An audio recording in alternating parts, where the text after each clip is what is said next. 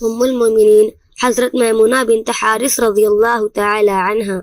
والدین نے ان کا نام برہ رکھا تھا۔ رسول اللہ صلی اللہ علیہ وسلم کی عقد میں آئیں تو آپ صلی اللہ علیہ وسلم نے نام بدل دیا اور برہ کے بجائے میمونہ رکھ دیا۔ ان کا سلسلہ نسب یہ ہے: میمونہ بنت حارث بن حزن بن بحیر بن حزم بن رویبہ بن عبداللہ بن ہلال بن عامر بن صعصع۔ والدہ کا نام ہند تھا جو عوف بن زہیر بن حارث بن حماطہ بن جرش کی بیٹی تھی۔ طبقات ابن سعد اور زرقانی کی روایت کے مطابق ان کا پہلا نکاح ایک شخص مسعود بن عمرو بن عمیر ثقفی سے ہوا تھا۔ نکاح کے بعد اس سے اختلاف پیدا ہو گیا اور معاملہ انقطاع و طلاق تک پہنچ گیا۔ اس کے بعد ایک اور شخص ابو رحم بن عبد العزیٰ کے عقد میں آئیں۔ 7 ہجری میں ابو رحم وفات پا گیا تو اسی سال رسول اللہ صلی اللہ علیہ وسلم کے حلقہ زوجیت میں آنے کی سعادت حاصل کی۔ حضرت میمونہ رضی اللہ تعالی عنہ رسول اللہ صلی اللہ علیہ وسلم کی آخری بیوی تھی۔ اس کے بعد آپ صلی اللہ علیہ وسلم نے کسی سے نکاح نہیں کیا۔ مختصر الفاظ میں اس نکاح کی تفصیل یہ ہے کہ 7 ہجری کے ماہ ذی قعدہ میں رسول اللہ صلی اللہ علیہ وسلم عمرے کی غرض سے مدینہ منورہ سے مکہ مکرمہ کو روانہ ہوئے۔ اثناء سفر میں آپ نے اپنے چچا زاد بھائی حضرت جعفر بن ابو طالب رضی اللہ تعالی عنہ کو نکاح کا پیغام دے کر حضرت میمونہ رضی اللہ تعالی عنہ کے پاس بھیجا۔ حضرت میمونہ نے حضرت عباس بن عبد المطلب رضی اللہ تعالی عنہ سے بات کی اور انہیں اپنا وکیل وہ ولی مقرر کیا۔ طبقات ابن سعد کی روایت سے معلوم ہوتا ہے کہ خود حضرت عباس بن عبد المطلب رضی اللہ تعالی عنہ نے ہی رسول اللہ صلی اللہ علیہ وسلم سے حضرت میمونہ کے نکاح کے بارے میں گفتگو کی اور آغاز کیا، اور انہی نے حضرت صلی اللہ علیہ وسلم کو اس نکاح کے لیے تیار کیا۔ چنانچہ حالت احرام میں جو عمرے کی غرض سے آپ نے باندھ رکھا تھا نکاح کر لیا گیا۔ یہ نکاح 7 ہجری میں ہوا اور مہر 500 درہم مقرر کیا گیا۔ حضرت صلی اللہ علیہ وسلم عمرے سے فراغت کے بعد مدینہ منورہ کو واپس لوٹے تو ایک جگہ شریف میں قیام فرمایا۔ یہ جگہ مدینہ منورہ کے راستے میں مکہ سے 10 میل کے فاصلے پر واقع ہے۔ اسی مقام پر رسم عروسی ادا کی گئی کیونکہ رسول اللہ صلی اللہ علیہ وسلم کے خادم حضرت ابو رافع رضی اللہ تعالی عنہ حضرت میمونہ رضی اللہ تعالی عنہ کو شریف ہی میں لے آئے تھے۔ حضرت میمونہ رضی اللہ تعالی عنہ بڑی عالمہ، عابدہ و زاہدہ اور سمجھدار خاتون تھی۔ فقہ و اجتہاد میں ان کا بہت بلند مقام تھا۔ ان کے بارے میں طبقات ابن سعد کی 8ویں جلد میں حضرت عائشہ رضی اللہ تعالی عنہ کا یہ قول درج ہے: حضرت میمونہ رضی اللہ تعالی عنہ ہم سب سے زیادہ اللہ سے ڈرنے والی اور صلح رحمی کا اہتمام کرنے والی خاتون ہیں۔ بے حد عقل مند اور صاحب بصیرت وہ دانش خاتون تھی، مسائل پر گہری نظر رکھتی تھیں اور مسائل شرعیہ کے بارے میں غور و فکر کے تمام پیمانے ان کے سامنے رہتے تھے۔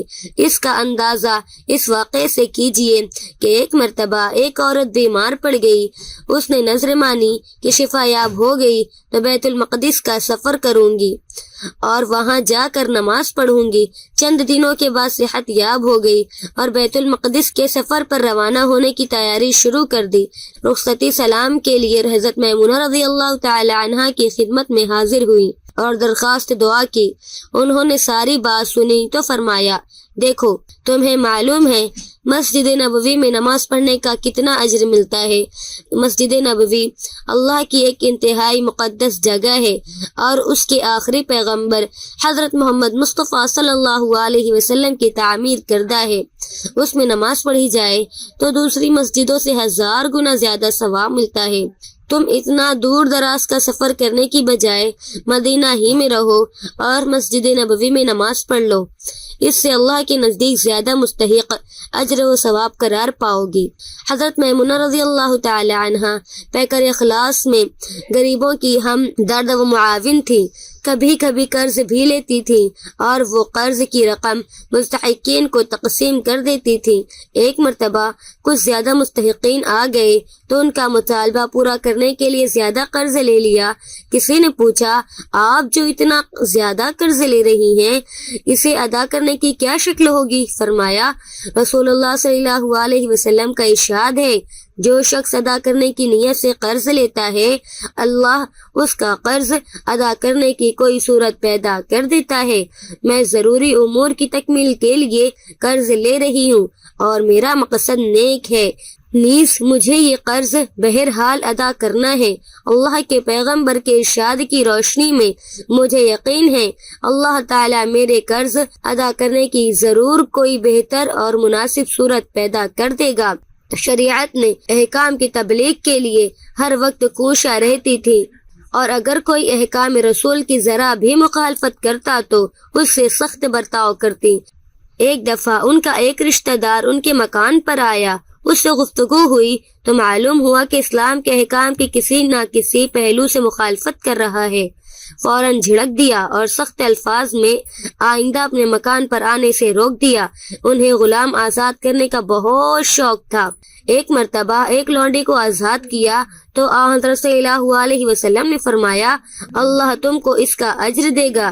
حضرت میمونہ رضی اللہ تعالی عنہا سے احادیث بھی مروی ہیں جن کی تعداد 46 ہیں۔ بعض کتابوں سے معلوم ہوتا ہے کہ ان سے 76 روایات مروی ہیں، جن میں 7 صحیح بخاری اور صحیح مسلم میں ہیں۔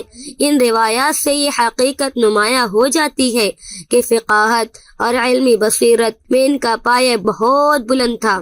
حضرت میمونہ رضی اللہ تعالی عنہا کے تلامذہ اور ان سے روایت کرنے والوں کی تعداد بھی خاصی ہے، جن میں حضرت عبداللہ بن عباس، عبد الرحمن بن صائب، عبداللہ بن شداد بن ہاد، عطا بن یسار، عبداللہ بن صائب، ان کے بھانجے یزید بن عزم، عبید اللہ خولائی، سلمان بن یسار، عبید اللہ بن عبداللہ بن عنبہ، عبیدہ بن سائق اور عالیہ بنت سبیع، ایسے عظیم المرتبت حضرات شامل ہیں۔ پھر آگے ان کے شاگردوں در شاگردوں کا سلسلہ بڑا وسیع ہے۔ حضرت میمونہ رضی اللہ تعالی عنہا کے حالات میں یہ عجیب اتفاق ہے کہ ان کی وفات بھی اسی مقام پر ہوئی جہاں ان کی رسم عروسی ادا ہوئی تھی، یعنی شریف کے مقام پر، جو کسی زمانے میں ان کی شادی کی وجہ سے مشہور تھا۔ ان کا مدفن بھی وہی مقام قرار پایا۔ انہوں نے 51 ہجری میں وفات پائی۔ حضرت عبداللہ بن عباس رضی اللہ تعالی عنہ نے نماز جنازہ پڑھائی۔ جب لوگوں نے ان کی میت کو اٹھانے کے لیے ہاتھ بڑھائے تو حضرت عبداللہ بن عباس رضی اللہ تعالی عنہ نے فرمایا، لوگوں، یہ رسول اللہ صلی اللہ علیہ وسلم کی زوجہ محترمہ ہیں، ان کے جنازے کو زیادہ حرکت نہ دو۔ ان کے احترام کا تقاضا یہ ہے کہ آہستہ قدم اٹھاؤ اور ادب کے ساتھ دفن کرو۔